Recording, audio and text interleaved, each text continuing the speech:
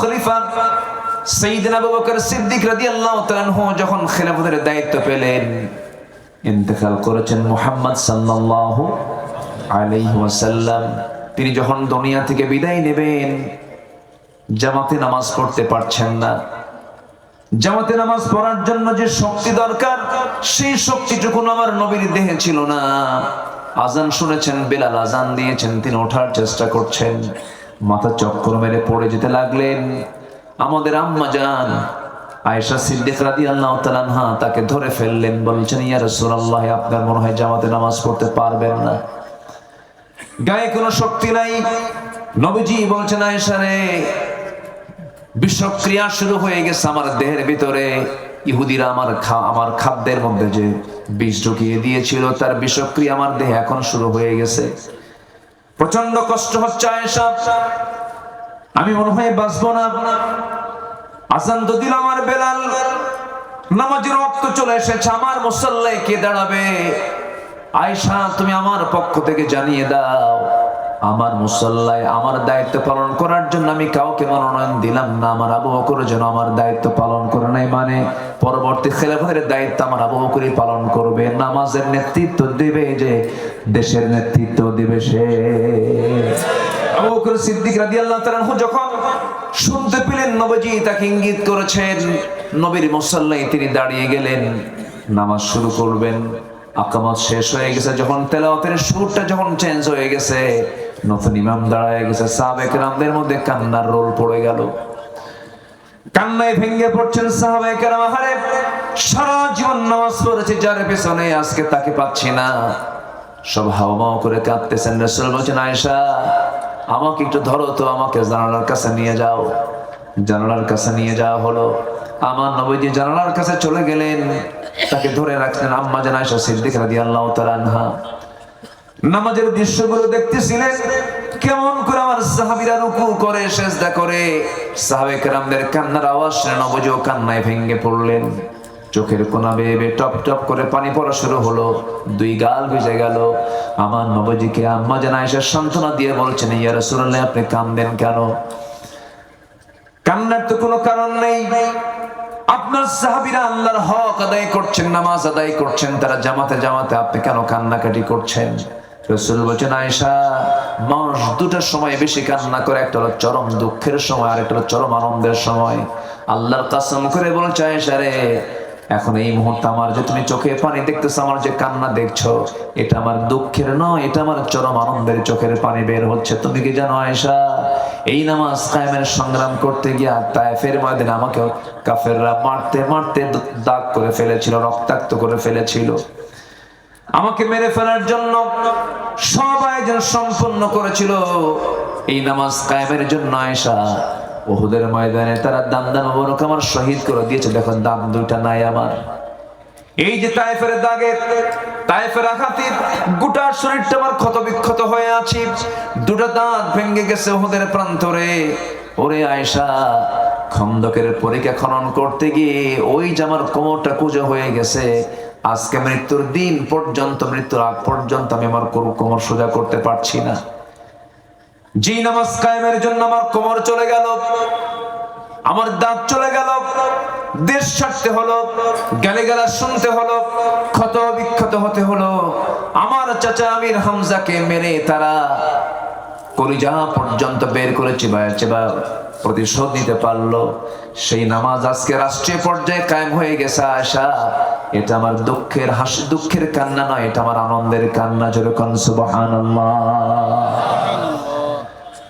আমার বন্ধুগণ, আমার নবীর ইন্তেকাল হয়ে গেল, বহু লম্বা কথা।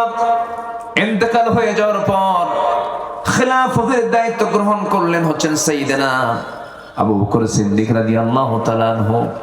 দায়িত্ব পালন শুরু করলেন, কিন্তু তার দায়িত্বের আগ থেকে তিনি এক প্রতিবেশী বৃদ্ধা নারীর তিনি হক আদায় করতেন। তার স্বামী ছিল না, তার কোনো ছেলে সন্তান মেয়ে সন্তান কেউ ছিল না, নিঃসন্তান একজন মহিলা ছিলেন, বয়স্ক নারী ছিলেন। তার ঘরের পাশেই তার ঘর, তাকে দেখার জন্য যেমন তেমন কেউ ছিল না। তিনি করতেন কি, প্রত্যেক রাতে তিনি চলে যেতেন মহিলার কাছে, গিয়ে তার কাপড় চোপড় ধুয়ে দিতেন, তার খাবার টাবার প্রস্তুত করে দিতেন, ধুয়ে দিতেন, সবকিছু পরিষ্কার করে ঘর বাড়ি পরিচ্ছন্ন করে তিনি দিয়ে আসতেন। কিন্তু খেলাফতের দায়িত্ব যখন পেলেন, ওই বৃদ্ধা নারী মনে মনে চিন্তা করতেছে আজকের থেকে আমার খেদমত করবে কে। আবু বকর তো নতুন দায়িত্ব পেয়ে গেল, কিন্তু দায়িত্ব পেয়েছেন এটার কোনো প্রভাব ওই বৃদ্ধা নারীর ঘরে পড়লো না। যথারীতি তিনি সব কাজ শেষে তিনি মহিলার ঘরে ঢুকতেন, কাপড় চোপড় ধুয়ে দিতেন, রান্না বান্না করে দিতেন, ফল ফলাদিগুলো ধুয়ে দিতেন, খেদমত চালাতে লাগলেন। পাশেই ছিল সাইয়েদনা ওমর ফারুকের বাড়ি। তিনি মনে মনে চিন্তা করছেন আমাদের ভাই আবু বকর তো খেলাফতের দায়িত্ব পেয়েছেন, ওই মহিলার খেদমত আমি করা শুরু করি। দরজায় গিয়ে নক করে বলছেন আমি ওমর, আমি আপনার খেদমত করতে আসছি। সঙ্গে সঙ্গে মহিলা বলছে খেদমতের প্রয়োজন নাই, কিছুক্ষণ আগে এক যুবক আমার খেদমত করে দিয়ে চলে গেছে। মনে মনে চিন্তা করলেন কোন সেই খাদেম আমার দেখা দরকার। সাইয়েদনা ওমর ফারুক করলেন কি, অন্ধকার রাত্রিতে ওই বৃদ্ধা নারীর, বৃদ্ধা মহিলার ঘরের দরজার পাশে তিনি দাঁড় হয়ে আছেন। কে যেন খালি পায়ে চট করে ঘরের মধ্যে ঢুকে গেল। প্রথম রাত পান নাই, দ্বিতীয় রাত পান নাই, তৃতীয় রাতে তিনি দেখতে পেলেন কে যেন ঘরের মধ্যে খালি পায়ে ঢুকে গেল। অপেক্ষার প্রহর গুনলেন। কিছুক্ষণ পর দরজা খুলে যখন বের হতে নিয়েছেন, নগ্ন পায়ে পিছন থেকে চট করে তার হাতটা চেপে ধরে মুখের দিকে তাকায় দেখেন কেউ নয়, সাইয়েদনা আবু বকর সিদ্দিক রাদিয়াল্লাহু আনহু সামনে দাঁড়ানো। ওমর ফারুক বলছেন আমিরুল মুমিনিন, আমাদের তো কিছু হক আছে। আপনি দিনের বেলা রাষ্ট্র চালাবেন, রাত্রিবেলা এত পরিশ্রম করবেন, আপনি তো বাঁচবেন না, অসুস্থ হয়ে পড়বেন। সাইয়েদনা আবু বকর বলেন আবু ওমর, কিয়ামতের দিন আমার হিসাব তুমি দিবা না, তোমার হিসাবটা আমি দেব না, আমার প্রতিবেশীর হক আমাকে আদায় করার সুযোগটা তুমি দিয়ে দাও। জোরে কোন সুবহানাল্লাহ। প্রত্যেক রাত্রি তিনি খালি পায়ে বের হতেন জনগণকে দেখার জন্য, প্রত্যেক রাত্রিতে খালি পায়ে বের হতেন। ওমর ফারুক একদিন তাকে দেখে ফেলেন, তিনি খালি পায়ে নগ্ন পায়ে হাঁটতেছেন। প্রশ্ন করছেন সাইয়েদনা আবু বকর, খালি পায়ে হাঁটেন কেন? এই যে পাহাড়িয়া পথ, পাথরের পথ, পাথরের ধাক্কা লেগে, পাথরের সঙ্গে আঘাত লেগে পা থেকে রক্ত ফেটে, চামড়া ফেটে রক্ত বের হয়ে যাবে, আপনি তো অসুস্থ হয়ে পড়বেন। সাইয়েদনা আবু বকর বলেন ও আমার ভাই ওমর, আমি যদি খালি পায়ে গভীর রাত্রিতে না হেঁটে যদি জুতা পায়ে হাঁটি, জুতার শব্দের সাথে, জুতার সাথে পাথরের আঘাত লাগবে, একটা আওয়াজ বের হয়ে যাবে। এই আওয়াজটা যদি আমার রাষ্ট্রের, আমার নাগরিকের কানে চলে যায়, গভীর রাত্রিতে ঘুম নষ্ট হয়ে যাবে। আর যদি আমার পায়ে হাঁটার শব্দে যদি আমার প্রতিবেশী, আমার রাষ্ট্রের নাগরিকের যদি ঘুম নষ্ট হয়ে যায়, কিয়ামতের দিন এর জন্য আসামির কাঠগড়ায় দাঁড়িয়ে তার জবাব দিতে হবে। এই জন্য আমি নগ্ন পায়ে, খালি পায়ে জনগণকে দেখার জন্য নিশীতে রাত্রিতে হাঁটতেছি। জোরে কোন সুবহানাল্লাহ। নেতা আসিবেন রাজশাহীতে, ঢাকা হইতে, কি হইতে, ঢাকা হইতে আসিবেন বা ইয়ারে আসিবেন, এয়ারপোর্টের লাইন সম্পূর্ণ ক্লোজ। ভিভিআইপি আসিবেন, কি ঠিক আছে কিনা? সাহেব বাজারের রাস্তা 3 ঘন্টার জন্য বন্ধ। এয়ারপোর্টের লাইন পাওয়া থেকে আমচত্বর পর্যন্ত 3 ঘন্টা কোনো যানবাহন চলিবে না। ভিভিআইপি আসিতেছে, আছে নাকি? এগুলো ভিআইপি নিল সোর, ঠিক কিনা?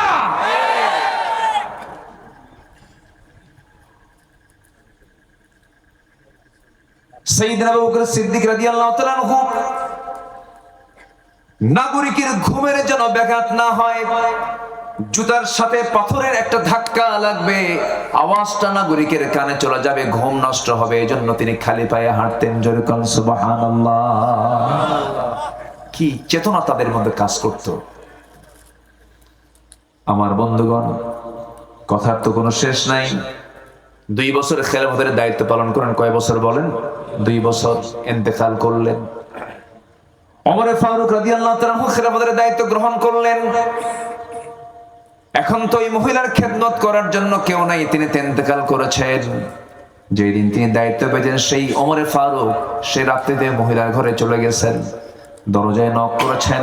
মহিলা জানে না প্রথম খলিফা ইন্তেকাল করেছেন। দরজায় নক করার সঙ্গে সঙ্গে দরজা খুলে গেছে। প্রয়োজনীয় সমস্ত খেদমত গুলো সম্পন্ন করলেন। সবকিছু ধুয়ে টুয়ে ক্লিয়ার করে তিনি ঘর থেকে বের হয়ে আসলেন। বুড়ি মহিলা খেজুর খেতে বসেছেন, পরিষ্কার করে দিয়ে তার সামনে খেজুরগুলো রেখে আসছেন ওমর ফারুক রাদিয়াল্লাহু তাআলা আনহু।